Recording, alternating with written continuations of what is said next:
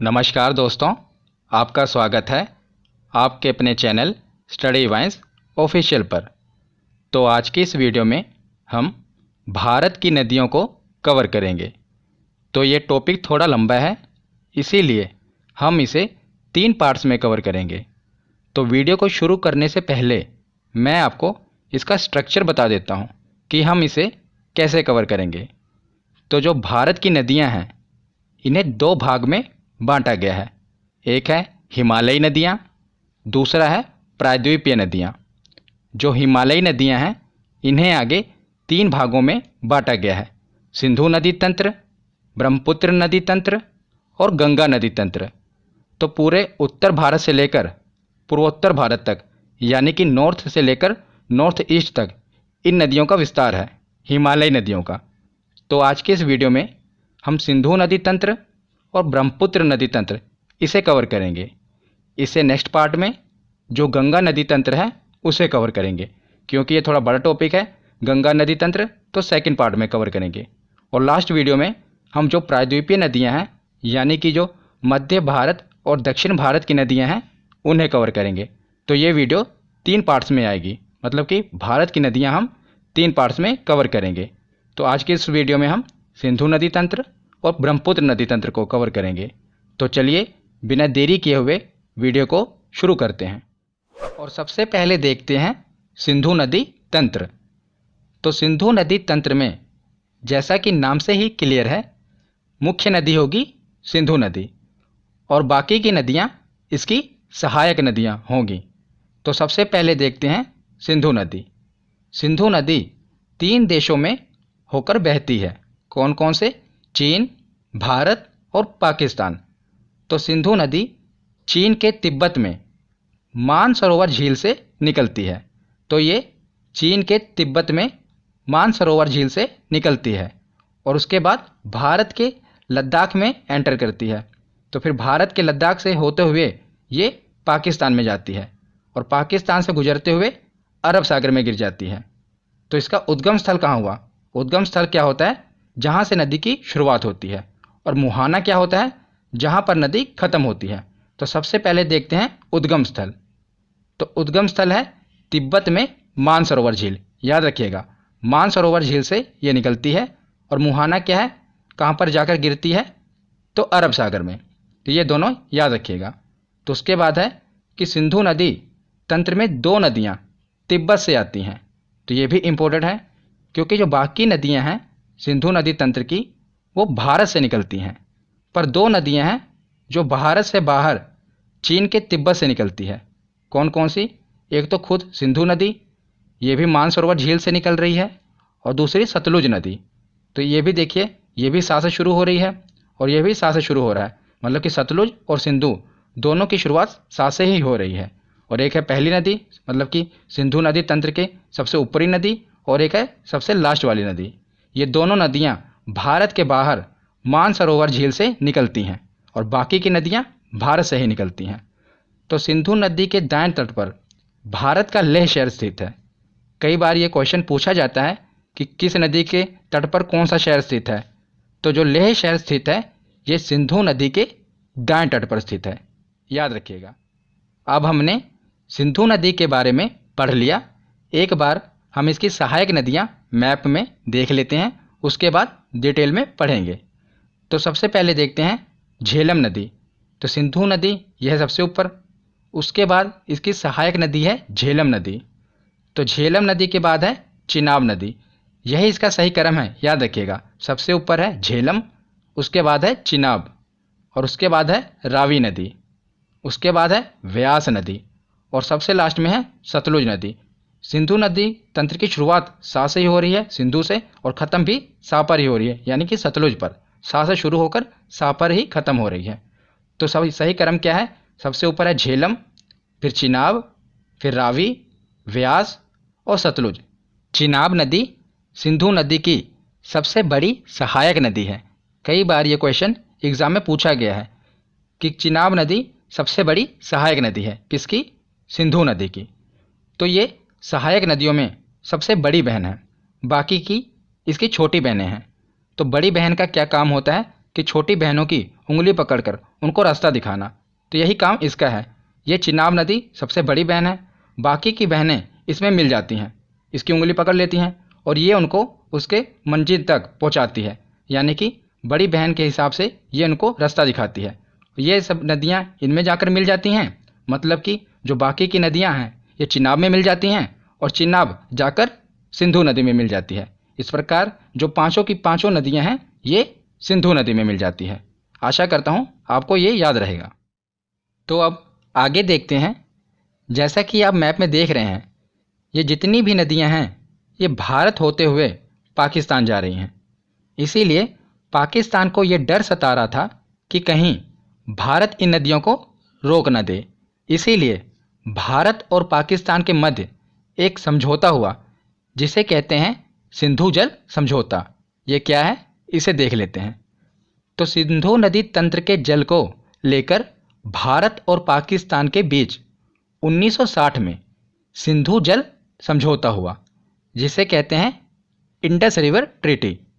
तो इस संधि पर भारत के तत्कालीन प्रधानमंत्री जवाहरलाल नेहरू जी और पाकिस्तान के तत्कालीन राष्ट्रपति अयूब खान ने दस्तखत किए थे। ये दोनों, एक प्रधानमंत्री और दूसरे पाकिस्तान के राष्ट्रपति, इन्होंने हस्ताक्षर किए थे। इनके बीच हुआ था इंडस रिवर ट्रीटी। तो इस समझौते में क्या निर्णय लिया गया?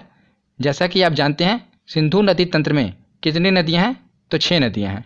तो 6 नदियों में से 3 नदियों का अधिकार, मतलब कि 3 नदियों के पानी का अधिकार पाकिस्तान को दे दिया गया और 3 नदियों के पानी का अधिकार भारत को दे दिया गया। तो ये कौन कौन सी नदियां हैं यही एग्जाम में पूछा जाता है। तो जो ऊपर वाली 3 नदियां हैं, सिंधु नदी, झेलम नदी और चिनाब नदी, इन तीनों नदियों के पानी के इस्तेमाल का अधिकार पाकिस्तान को दे दिया गया।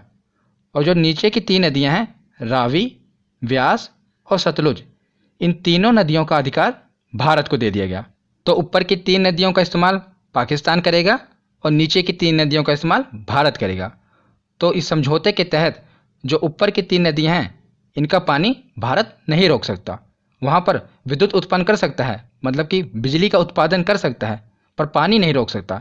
ये इसमें डिसाइड हुआ है। तो आशा करता हूँ आपको सिंधु जल समझौता समझ आ गया होगा। तो अब हम एक एक करके जो सिंधु नदी तंत्र की सहायक नदियाँ हैं इनको पढ़ते हैं। तो सबसे पहले हम शुरुआत करते हैं सिंधु नदी तंत्र की सबसे बड़ी सहायक नदी चिनाब से। तो चिनाब का उद्गम स्थल और मुहाना देख लेते हैं, क्योंकि एग्जाम में यही पूछा जाता है कि इस नदी का उद्गम स्थल बताओ, मुहाना बताओ, और जो विशेष बातें हैं वो भी हम पढ़ेंगे। तो सबसे पहले चिनाब नदी का उद्गम स्थल। तो चिनाब नदी कहाँ से निकलती है? बारालाचा दर्रा। ये मैंने आपको दर्रे की वीडियो में बताया था कि बारालाचा दर्रा कहाँ पर है, तो हिमाचल प्रदेश में है। तो चिनाब नदी निकलती है हिमाचल प्रदेश से। हिमाचल प्रदेश से निकलती है और ये ख़त्म कहाँ पर होती है? तो आपको पता है ये सभी नदियाँ सिंधु नदी में जाकर मिल जाती हैं। तो ये सिंधु नदी में जाकर मिल जाती है। तो उसके बाद सिंधु नदी अरब सागर में गिर जाती है। तो याद रखिएगा ये बारालाचा दर्रा से निकलती है। और हिमाचल प्रदेश में चिनाब नदी को चंद्रभागा नदी के नाम से भी जानते हैं। तो इसे चंद्रभागा नदी क्यों कहते हैं? हिमाचल प्रदेश में 2 नदियां हैं, एक है चंद्र और दूसरी है भागा। तो ये दोनों नदियां जहां पर आकर मिलती हैं वहीं से चिनाब नदी शुरू होती है। तो इसीलिए इसे चंद्रभागा नदी कहते हैं, क्योंकि चिनाब नदी चंद्र और भागा दोनों से मिलकर बनी है, इसीलिए इसे चंद्रभागा नदी भी कहते हैं। और ये जब एग्जाम में पूछा जाए इसका हिंट याद रखना, ये दोनों चा से शुरू हो रही हैं। जितनी भी सिंधु नदी की सहायक नदियां हैं इसी में से सिर्फ एक चिनाब नदी है जिसकी शुरुआत चा से होती है, और चंद्रभागा नदी की शुरुआत भी चा से होती है। तो ये एक हिंट है जिसे आप क्लिक करके याद रख पाएंगे कि चंद्रभागा नदी और चिनाब नदी दोनों एक ही हैं। तो उसके बाद देखते हैं कि चिनाब सिंधु नदी की सबसे बड़ी सहायक नदी है। ये मैंने आपको पहले ही बता दिया था कि जो चिनाब नदी है ये सिंधु नदी की सबसे बड़ी सहायक नदी है। तो चिनाब नदी हमने देख ली। अब हम बाकी की सहायक नदियाँ एक एक करके देखते हैं। तो इनको मैंने एक ही स्लाइड में कवर कर दिया, इनका उद्गम स्थल और मुहाना और जो विशेष बातें याद रखनी है, तो इसे आप याद रख पाएंगे। ज़्यादातर यही पूछा जाता है कि इनका उद्गम स्थल कौन सा है, क्योंकि मुहाना तो आपको पता ही है कि जितनी भी सहायक नदियाँ हैं ये चिनाब नदी में मिल जाएंगी और चिनाब नदी सिंधु नदी में मिल जाएगी। पर जो इसका उद्गम स्थल है ये इम्पोर्टेंट बनता है। तो हम एक एक करके देखते हैं। तो सबसे पहले देखते हैं झेलम नदी। तो झेलम नदी का उद्गम स्थल है बैरी नाग झील। तो मैंने झील वाली वीडियो में आपको बताया था कि जितनी भी नाग नागिन वाली झीलें हैं ये कहाँ पर हैं, तो ये हैं जम्मू कश्मीर में। तो झेलम नदी जम्मू कश्मीर के बैरी नाग झील से निकलती है और मुहाना चिनाब नदी है, ये तो आपको पता ही होगा। तो इसे आप याद कैसे रख पाएंगे कि बैरी नाग झील से झेलम नदी निकलती है।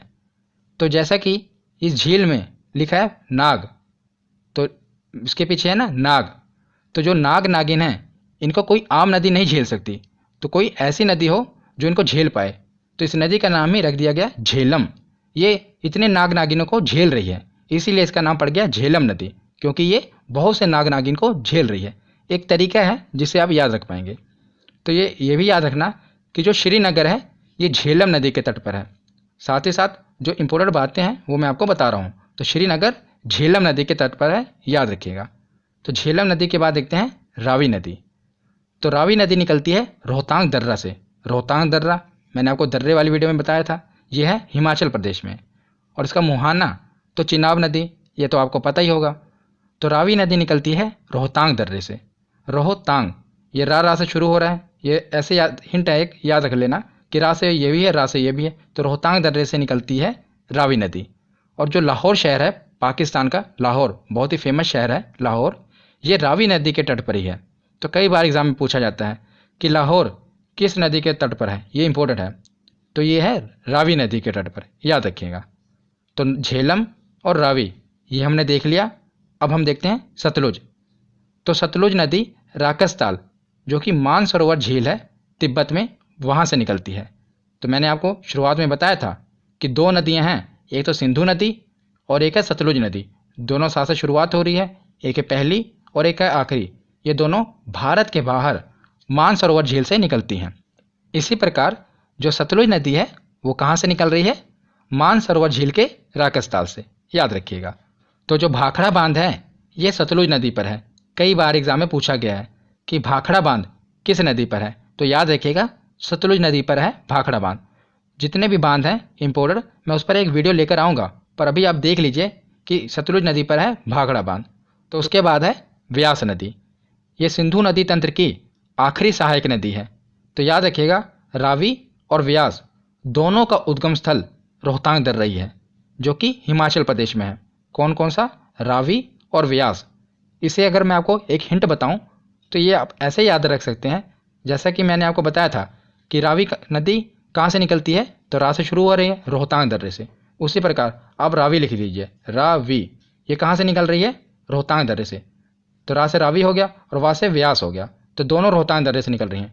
रावी से ही आप क्लियर कर लेना, एक हिंट है, रावी नदी लिखेंगे तो दोनों रोहतांग दर्रे से निकल रही हैं। रा से रावी और वा से व्यास, दोनों कहाँ से निकल रही हैं, रोहतांग दर्रे से। तो व्यास नदी इकलौती ऐसी नदी है जो भारत में ही शुरू होती है और भारत में ही ख़त्म हो जाती है।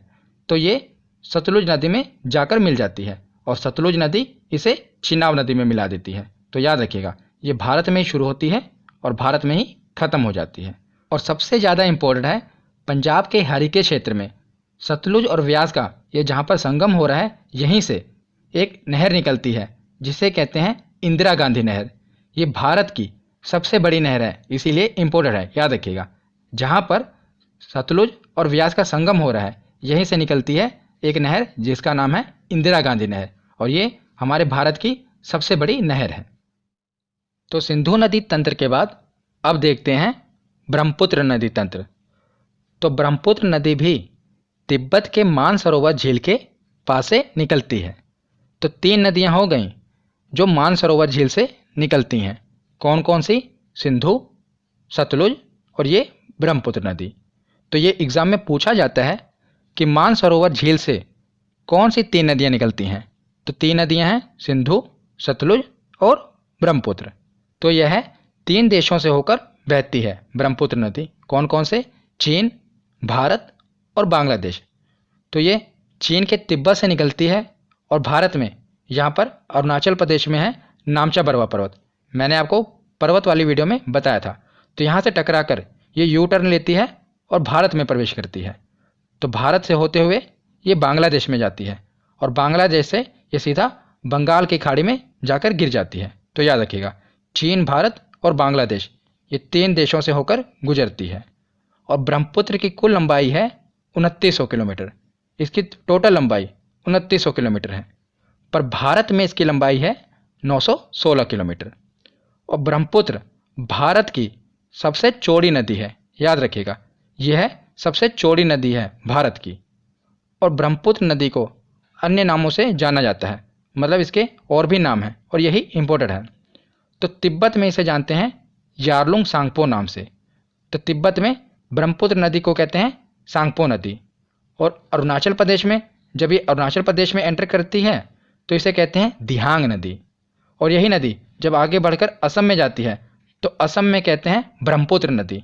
और यही नदी जब आगे बांग्लादेश में जाती है तो वहाँ पर इसे कहते हैं जमुना नदी। तो इसके सभी नाम याद रखिएगा क्योंकि ये एग्जाम में पूछे जाते हैं। तिब्बत में कहते हैं सांगपो, अरुणाचल में कहते हैं दिहांग, असम में कहते हैं ब्रह्मपुत्र और बांग्लादेश में कहते हैं जमुना। तो ब्रह्मपुत्र नदी के बारे में हमने पढ़ लिया। अब हम देखते हैं ब्रह्मपुत्र की सहायक नदियाँ। वैसे तो ब्रह्मपुत्र की बहुत सी सहायक नदियाँ हैं, पर जो इम्पोर्टेंट हैं मैंने वो कवर की हैं। यही ज़्यादातर एग्ज़ाम में पूछी जाती हैं।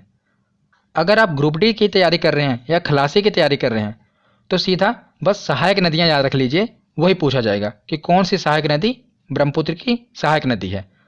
पर अगर आप पीसीएस लेवल की तैयारी कर रहे हैं तो पीसीएस लेवल के एग्ज़ाम में ये भी पूछा जाता है कि कौन सी सहायक नदी दाईं ओर से आकर मिल रही है, कौन सी बाईं ओर से आकर मिल रही है। मैंने वो भी कवर किया है, तो दोनों मैं आपको याद कराऊंगा। तो सबसे पहले देखते हैं कि बाईं ओर से यानी कि लेफ्ट साइड से कौन सी मिल रही है। तो ये तो आपका दाईं ओर होगा, पर नदी का ये बाईं ओर होगा। क्यों? क्योंकि नदी ऊपर से आ रही है नीचे की ओर। अगर आप अपने आप को ऊपर से नीचे की ओर देखेंगे तो ये आपका दाईं ओर होगा और ये बाईं ओर होगा। तो इसी प्रकार हम तो नदी के हिसाब से देखेंगे ना, नदी ऊपर से नीचे की ओर आ रही है तो ये नदी का बाईं ओर है और ये दाईं ओर है। तो सबसे पहले देखते हैं कि बाईं ओर आकर कौन कौन सी सहायक नदियाँ मिलती हैं। तो चलिए बाईं ओर से शुरू करते हैं। तो सबसे ऊपर है दिबांग नदी, उसके नीचे है लोहित नदी।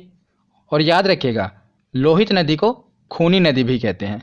एग्ज़ाम में पूछा जाता है कि कौन सी नदी है जिसे खूनी नदी कहते हैं, वो है लोहित नदी। और दिबांग नदी और लोहित नदी दोनों इम्पोर्टेंट हैं, ज़्यादातर पूछी जाती हैं। उसके बाद है धनसिरी नदी और उसके बाद है कोपिली नदी। तो ये चारों नदियाँ ब्रह्मपुत्र की सहायक नदी हैं जो बाईं ओर से जाकर मिलती हैं। कौन कौन सी? दिबांग, लोहित, धनसिरी और कोपिली। तो इसे आप याद कैसे रखोगे ये मैं आपको एक कहानी से बताता हूँ, क्योंकि अगर आपको बाईं ओर वाली सहायक नदियाँ पता होंगी तो जो बाकी बची वो दाईं ओर से आएंगी। तो हम बाईं ओर वाली याद रखते हैं। तो 4 नदियाँ हैं दिबांग, लोहित, धनसिरी और कोपिली नदी। तो कहानी क्या है कि जो ब्रह्मपुत्र नदी है ये भारत की सबसे चौड़ी नदी है।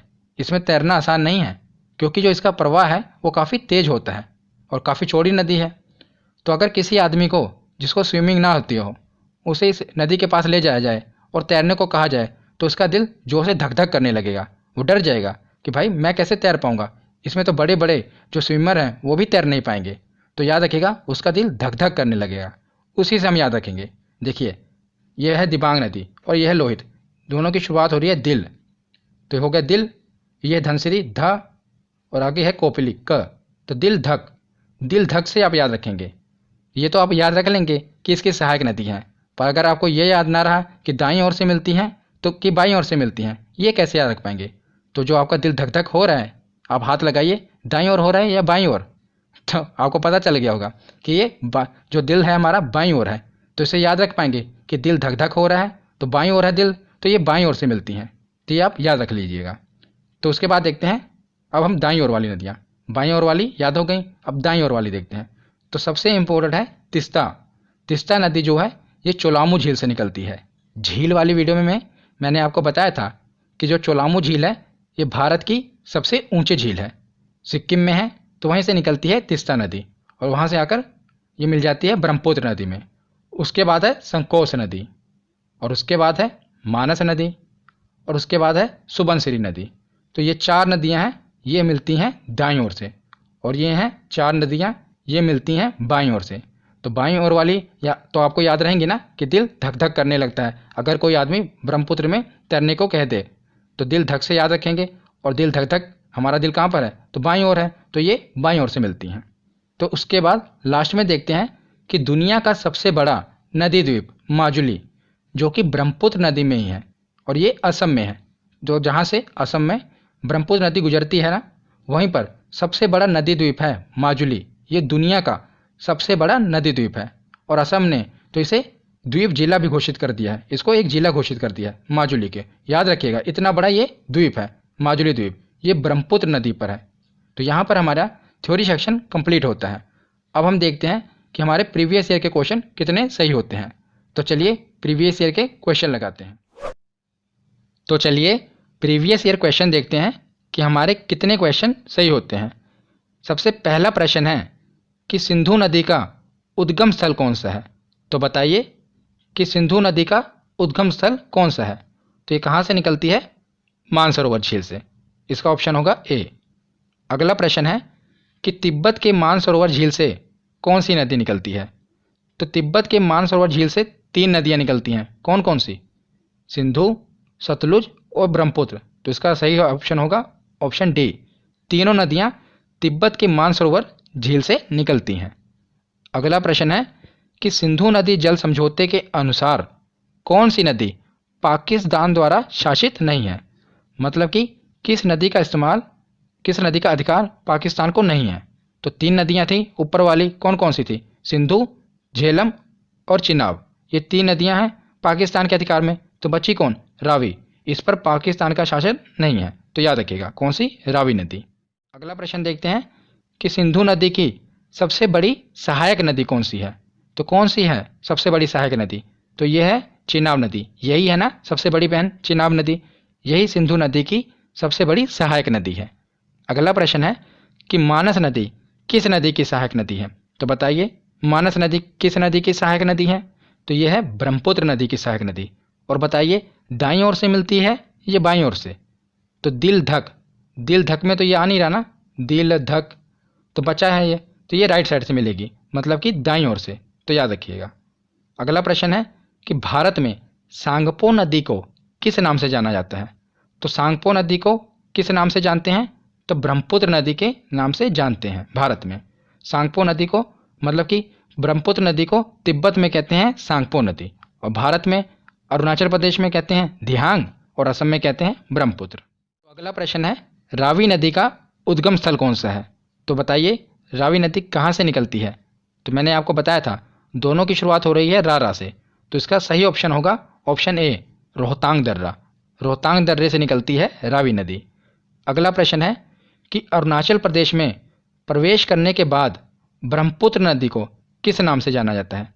तो जब ये अरुणाचल प्रदेश में प्रवेश करती है ब्रह्मपुत्र नदी, तो इसे किस नाम से जानते हैं।